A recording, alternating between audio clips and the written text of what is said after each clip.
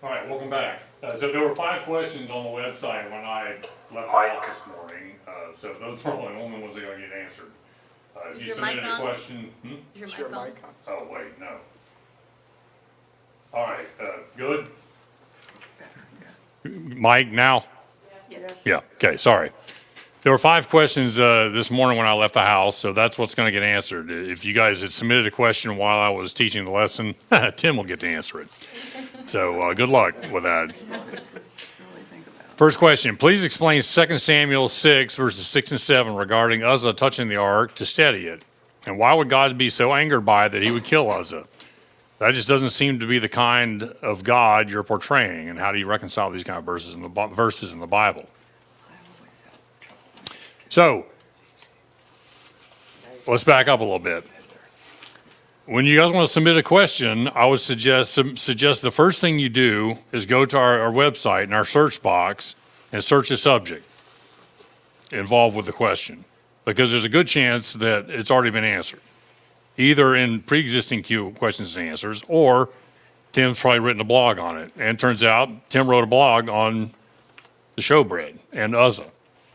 So search Uzzah, U-Z-Z-A-H, and the ark, or just search Uzzah, and these links will come up. I included these links in the notes, so if the notes get posted, or if it's in the record, you'll find it. I do want to answer it a little bit. Scripture is silent on Uzzah's motivation. We don't know if Uzzah had a genuine regard to keep the ark from falling on the ground and being dishonored. We don't know if he wanted to secure favor with David and just, I got it, I'm handling it, put me in your government. We don't know Uzzah's motivation. We don't know his heart. Only God knows his heart.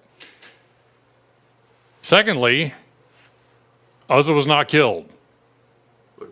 Uzzah was put to sleep. He was put in a temporary sleep state. And he will be resurrected with the same character that he went to sleep with. If that's a character of love, he'll be resurrected when Christ comes again. If it's a character of selfishness, he'll be resurrected when Christ comes back 3rd time.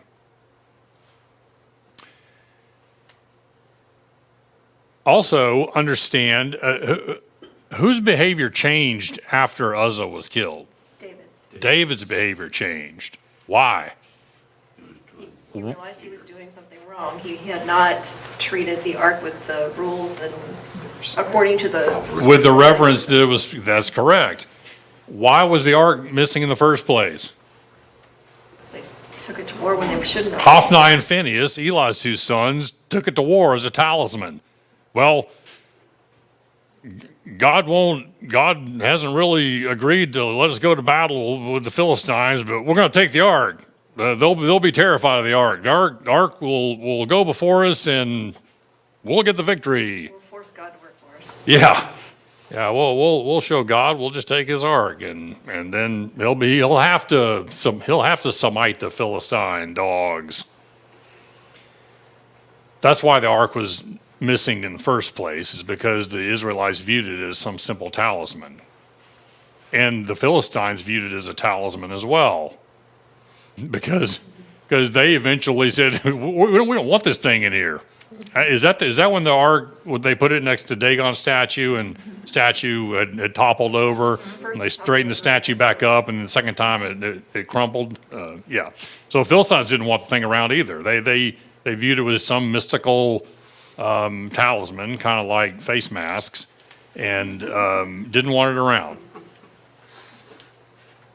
So in the original instructions on how to move the ark, and I would encourage you to go back to Exodus, Leviticus, Deuteronomy, somewhere there, wherever it talks about the instructions to move the ark. Who was supposed to move the ark? The Levites.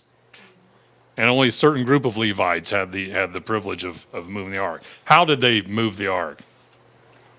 Poles and on foot. Poles. The ark had 3 rings on either side, and you put a pole through it, and you lifted the pole. You never touched the ark. Not even the Levites touched the ark. And after Uzzah was put to sleep, King David came to senses, and he went back and started reading some of these old texts. He said, "Oh my dear, I've messed up. I hope I didn't cost Uzzah his life." And subsequent moving of the ark back to Jerusalem was done in accordance with the way it should have been handled. And this is all an object lesson to teach the children of Israel who just come out of slavery and had a very they had a very damaged moral compass. They were probably functioning at level 1, maybe a level 2 morality function. So I don't think that Uzzah was killed by God. Uzzah was put to sleep in order to teach King David and the rest of the nation of Israel an object lesson. Okay, and we don't know, just like people who drowned in the flood, we do not know their eternal well-being. It's not up to us to decide it. He was taken off stage. He was removed from the stage. Anyway, Tim's written a blog on it, and it's also in our previous questions and answers. So search Uzzah in the search box. Check it out. Second question. Good day. I was having a discussion with someone about tithing, and he said, quote, that the tithing system is done away with. I only return a free will offering. And that is what the disciples practiced after Jesus left, was return a free will offering. What would you say to that person? I would say, let everyone be convinced in their own mind. And turns out Tim's written a blog on tithing. Go to the search box and put tithe. He's written an excellent blog on tithing. Tithing is what? By scriptural definition, what is tithe? 1/10. Of? Your increase. It's 10% of your increase. That is by definition of a tithe. So if you give 20% of your increase, what have you done? Double tithe. No.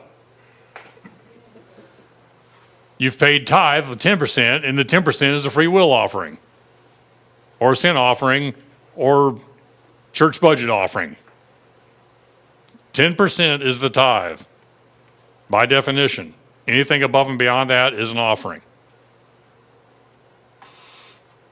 Okay? In fact, and I think, anyway, commonreason.com/tithing. Check it out. Question number 3. I wonder about the, quote, fairness of our understanding about sin never rising again. How is it fair to the lost if, had they been born/created after Satan's rebellion, they would not have been lost? I'm a little lost there. Speaking of lost. Does it make more sense to say that those who are created after the second coming, assuming there will be post-second coming creations, will have a choice? And some may choose not to join the kingdom of God and will simply be allowed to die or be uncreated.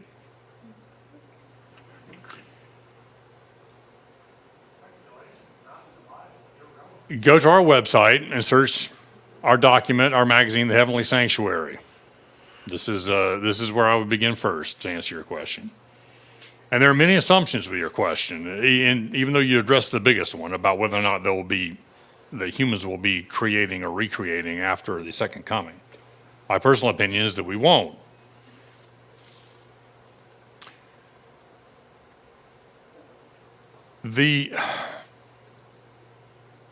If we do, however, if, for example, humans do retain the ability to procreate and bring forth beings in our own image,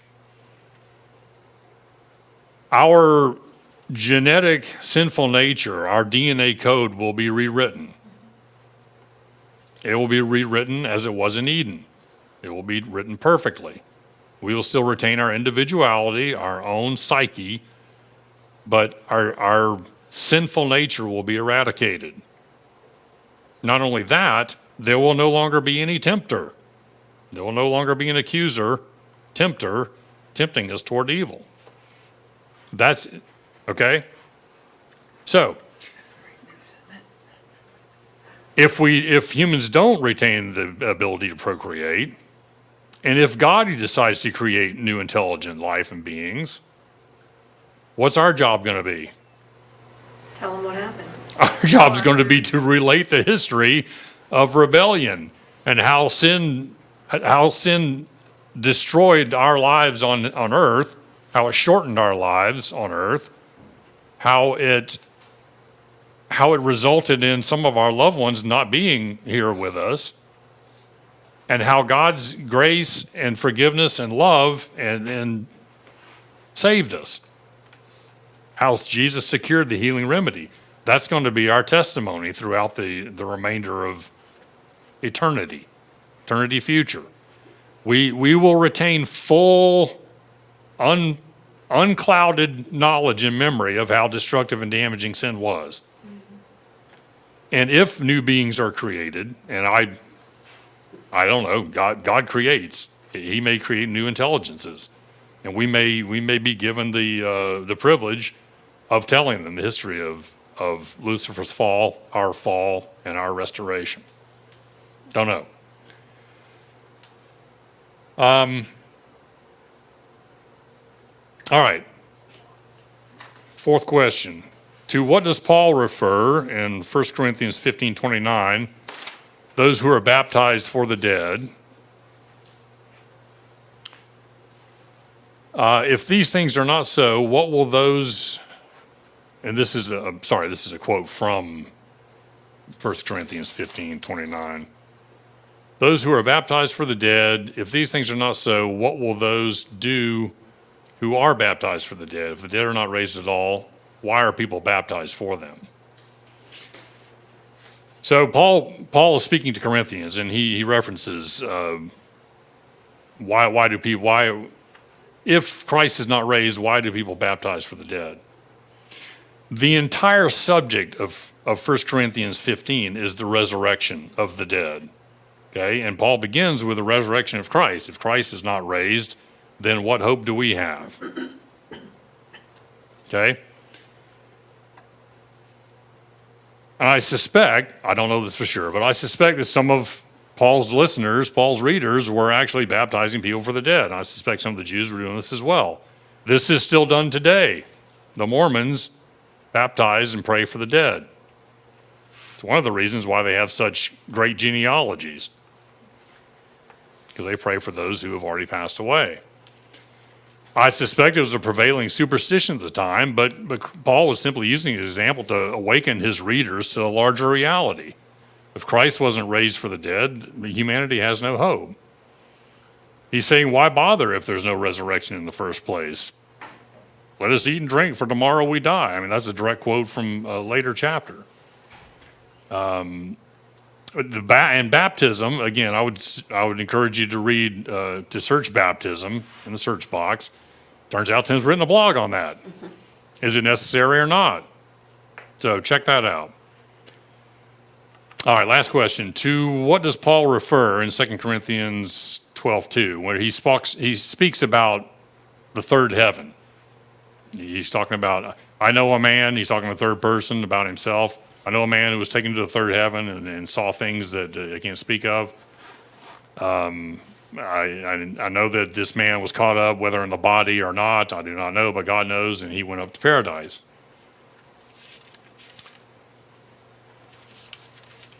I think this is a means of conveying that Paul was actually taken into heaven. The word heaven has multiple meanings. The heavens can refer to the sky, the atmosphere, clouds. It can refer to outer space. At nighttime, I gaze up in the heavens, the sun, moon, the stars. I look at the galaxies. That's the second heaven. Third heaven can refer to where God actually lives. So I think that's simply what Paul was referring to, is the third heaven where the dwelling of the divine is. Take it for what it's worth. All right? Good. Thank you all so much for your participation. Have a great week. Tim will be back here in person next week.